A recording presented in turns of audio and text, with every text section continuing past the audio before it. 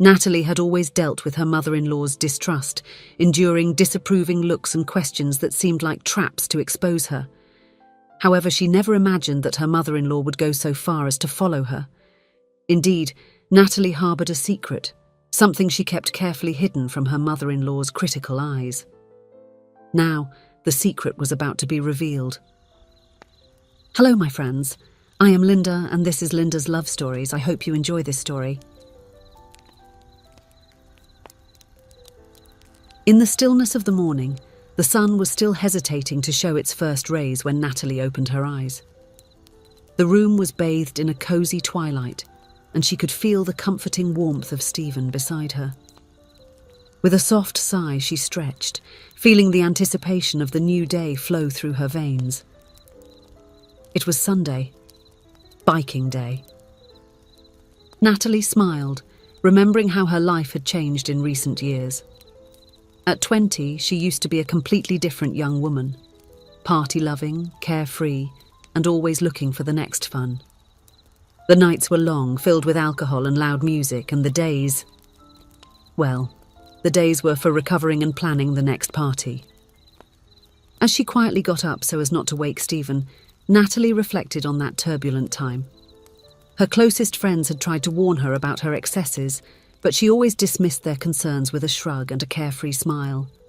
"I'm just enjoying life," she would say, raising another glass in an ironic toast to her own youth. But reality soon caught up with her. Her grades at the university plummeted, absences piled up, and Natalie found herself on the brink of losing the academic year. It was at this critical moment that one of her professors, concerned about her wasted potential, suggested she seek help from one of the top students in the class, Stephen. Their first meeting was awkward and uncomfortable. Stephen, with his thin-rimmed glasses and always neatly combed hair, seemed the opposite of everything Natalie valued at the time. He was calm, methodical, and in her eyes terribly boring. But the need to save her academic year outweighed everything else, and Natalie swallowed her pride to accept the help. The study sessions began tensely, with Natalie constantly checking the clock and Stephen patiently explaining concepts she had missed during her absences. Gradually, however, something started to change. Natalie found herself paying more attention, asking genuine questions, and surprisingly enjoying Stephen's calm company. It was during a particularly productive afternoon that Natalie realised she hadn't thought about parties or drinking for days. She looked at Stephen, who was focused on explaining a complex problem, and felt a wave of gratitude and something else she couldn't name. Over time, the study meetings became more than just academic sessions. They began to talk about their lives, their dreams, and fears. Natalie discovered that Stephen had a subtle and intelligent sense of humour that made her genuinely laugh. In turn, Stephen saw beyond Natalie's party girl facade and found an intelligent and sensitive young woman. When the semester ended and Natalie managed to recover her grades, she felt a mix of relief and sadness. Relief for having avoided academic disaster, but sadness because she no longer had an excuse to spend time with Stephen. It was at this moment that she realised her feelings had changed. What began as a study partnership had transformed into something deeper. Natalie gathered the courage and invited Stephen for coffee, outside the context of studies. To her surprise and joy, he accepted with a shy smile. That coffee turned into many others, into walks around the campus, into long conversations under the stars. Slowly, but with growing certainty, Natalie and Stephen fell in love. Their relationship blossomed based on mutual respect, understanding, and a genuine love that grew each day. Natalie discovered a new version of herself, one that appreciated quiet nights reading a good book just as much as she enjoyed a refreshing walk outdoors. Stephen, in turn, opened up more, allowing himself to experience new adventures alongside Natalie. However, not everyone viewed this transformation with optimistic eyes. Naylor, Stephen's mother, watched her son's new relationship with apprehension.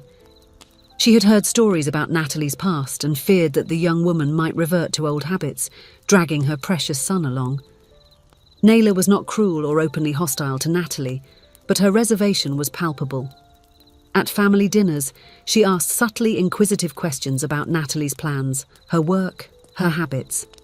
Each answer was carefully analysed, each gesture interpreted. Stephen, aware of the tension between his mother and his girlfriend, tried to mediate the situation. He reassured Naylor about Natalie's genuine change and asked for patience. To Natalie, he offered words of comfort and the assurance of his love, regardless of his mother's opinion. Years passed, and Natalie proved through her actions that her transformation was real and lasting. She graduated with distinction, built a promising career, and, together with Stephen, embarked on a life filled with healthy activities and shared goals. The couple discovered a mutual passion for cycling, and their Sunday mornings became sacred, a time to ride together, explore new paths, and strengthen their bond. The marriage came as a natural progression of their love. It was a simple ceremony, but full of emotion, celebrating not only their union, but also the personal growth that both had experienced together. 2 months after the wedding, on a Sunday morning like so many others, Natalie and Stephen were preparing for their usual bike ride. The sky was still dark, painted with the first soft hues of dawn. The streets were quiet, almost deserted, creating an atmosphere of peace and expectation. They were cycling, quietly discussing their plans for the week, when the unthinkable happened.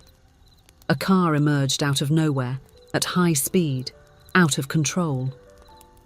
Stephen, a few meters ahead, heard the sound of tires screeching on the asphalt and instinctively swerved.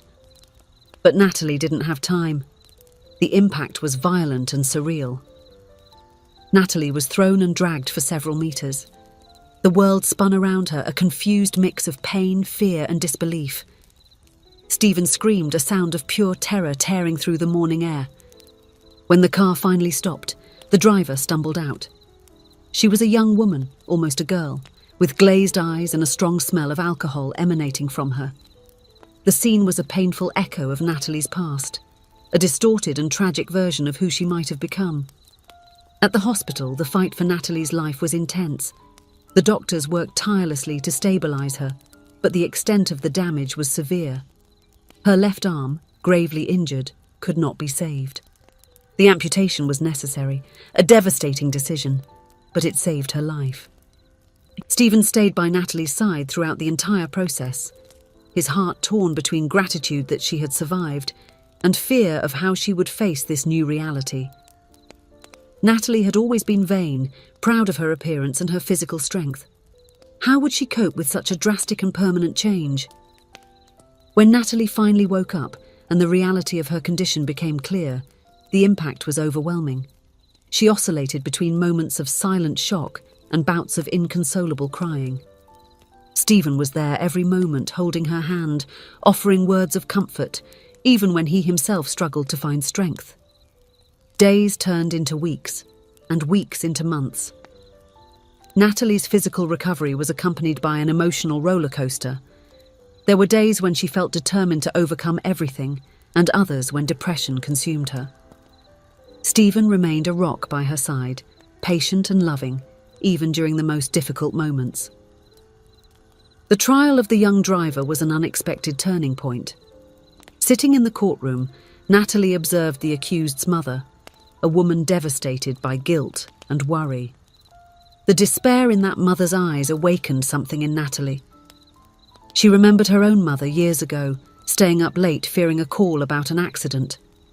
She recalled the silent tears she saw in her mother's eyes when she arrived home, stumbling and incoherent after another night of excess. These memories, painful but revealing, provoked a profound change in Natalie. She began to view her accident not as an end, but as a second chance, a miracle that allowed her to be alive when she so easily could not have been. With this new perspective, Natalie embraced her recovery with renewed vigour. To Stephen's surprise and joy, Natalie returned to playing adaptive sports. She learned to drive a modified car and resumed many of the activities she loved. Her determination was inspiring, and slowly, the sparkle returned to her eyes. However, this sudden and dramatic change did not go unnoticed by Naylor, Stephen's mother. Always cautious and a bit distrustful, Naylor began to notice strange patterns in Natalie's behaviour. Could such a significant change in attitude be motivated by a new romance? To add to her suspicions one day, she saw her daughter-in-law entering an unfamiliar house and leaving accompanied by someone she couldn't identify. Worried and intrigued, Naylor decided to investigate further. The following week, she followed Natalie again, watching her stop in front of the same house and pick up a passenger. This time she would follow Natalie to the destination. But she did not expect what she would discover. Naylor's heart raced when she saw Natalie's car heading towards the women's penitentiary in the city. Confused, Naylor approached Natalie before she entered the penitentiary. It was then that the truth came out, a truth more surprising and touching than any scenario Naylor could have imagined. Natalie, with tears in her eyes but a firm voice, explained that she had been regularly visiting the young woman who had run her over. Not only that, but she was also bringing the young woman's mother for visits, offering support and understanding to both. "I was once like her, Naylor," Natalie said softly. "There was a time when I could have been the person behind the wheel of that car. It was my mother's prayers and the love of people like Stephen that saved me from a similar fate. How can I not offer the same chance for redemption?" Natalie continued, her voice gaining strength and emotion. "I lost my arm, but I don't need to lose my humanity or my ability to forgive. This forgiveness is not just for her, it's for me too. It's what allows me to move forward, find peace, and perhaps help this young woman change the course of her life." Natalie's words hit Naylor like a powerful wave. Years of distrust and concern dissolved in the undeniable evidence of Natalie's character and strength. Naylor felt ashamed of her hasty judgments and admiration for the woman her daughter-in-law had become. With tears in her own eyes, Naylor embraced Natalie, apologising for all the years of doubt. "You are truly a woman of character and honour, Natalie," she said, her voice choked with emotion. "My son is lucky to have you in his life, and I am lucky to have you as part of our family."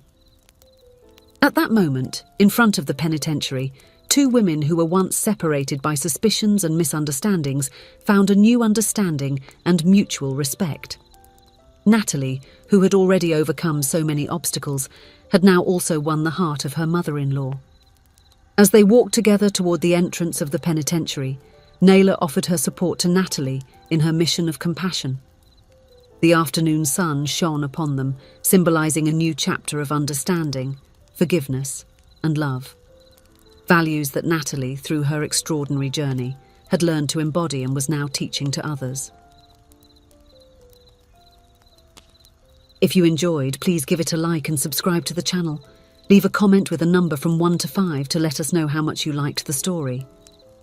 Also, watch the video that is currently on your screen. See you soon.